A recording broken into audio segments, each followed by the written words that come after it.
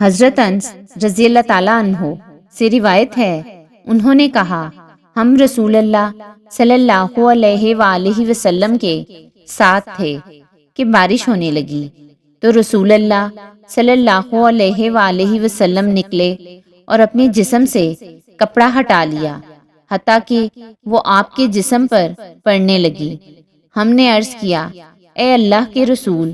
آپ صلی اللہ علیہ وآلہ وسلم نے ایسے کیوں کیا ہے؟ آپ صلی اللہ علیہ وآلہ وسلم نے فرمایا، کیونکہ یہ ابھی ابھی اپنے رب کے پاس سے آئی ہے۔ حضرت ابو ہریرہ رضی اللہ تعالیٰ عنہ سے روایت ہے، نبی صلی اللہ علیہ وآلہ وسلم نے فرمایا، جب تم مرغ کی آواز سنو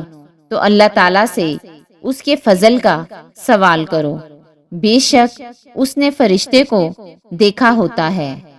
اور جب تم گدھے کی آواز سنو تو شیطان سے اللہ کی پناہ طلب کرو، بے شک اس نے شیطان کو دیکھا ہوتا ہے۔ حضرت انس بن مالک رضی اللہ تعالیٰ عنہ سے روایت ہے، وہ کہتے ہیں، میں نے رسول اللہ صلی اللہ علیہ وآلہ وسلم کو فرماتے سنا،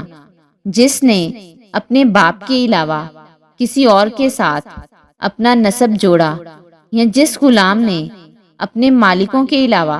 کسی اور کی طرف اپنی نسبت جوڑی، تو اس پر